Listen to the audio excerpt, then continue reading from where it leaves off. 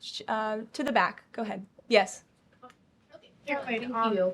The administration To the back, and then Carrie, I'll come to you. Yeah, the administration said that the DIA report was low confidence intel. Can you share what other assessments are currently underway to get to the bottom of just how effective these strikes were? Yes. Well, I can assure you what the CIA director said, that when we look at the entirety of the intelligence that we have to this date, it concludes that these strikes on the Iranian nuclear facilities were absolutely successful. It was a total obliteration, as the president said. And not only does our own intelligence say that, but also the Iranian foreign minister has said that.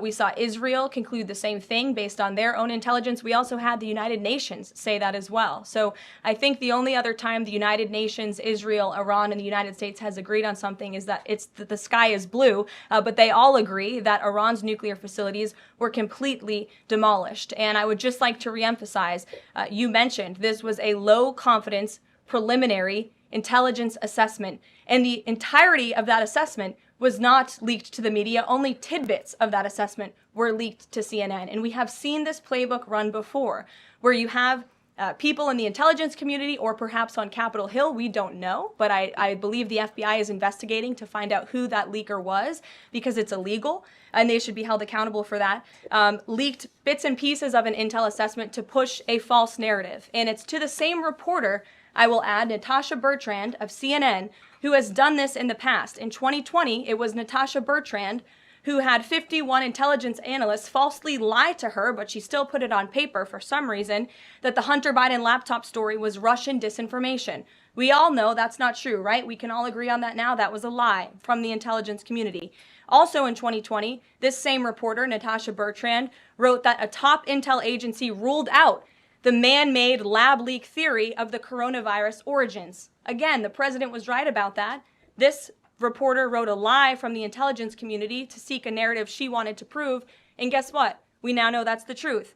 Also, in 2024, Bertrand pushed the suckers and losers hoax. She also pushed the fine people hoax, which was taking the president's words purposely out of context. And then last October, and I believe this is notable, Natasha Bertrand published an article in Politico from the intelligence agency. She said that John Ratcliffe was speaking without any evidence when he said Iran was attempting to undermine President Trump's presidential campaign.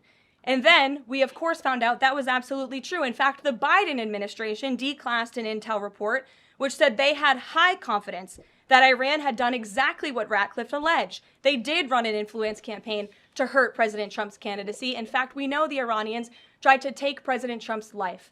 And so this is a reporter who has been unfortunately used by people who dislike Donald Trump in this government to push fake and false narratives. She should be ashamed of herself. And that's not what reporting is. Journalism is trying to find the facts and the truth. And this week, we saw this same reporter being used to push a fake narrative to try to undermine the President of the United States, and more importantly, the brave fighter pilots who conducted one of the most successful operations in United States history. And I think the American people fully know that this operation was a complete and total success.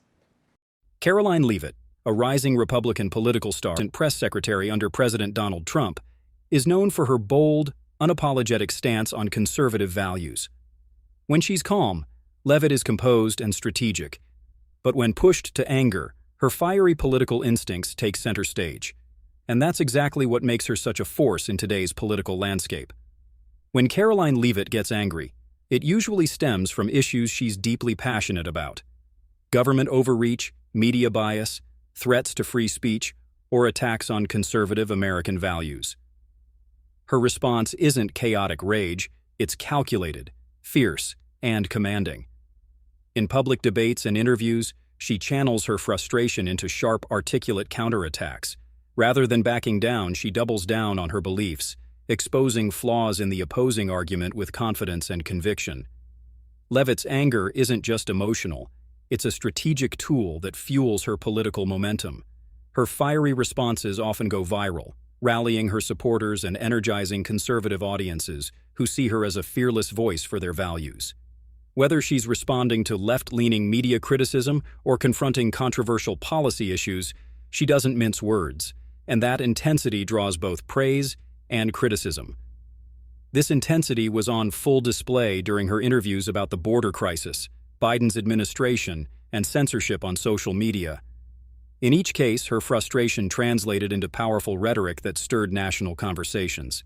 In short, when Karoline Leavitt is angry, she doesn't lose control. She gains focus.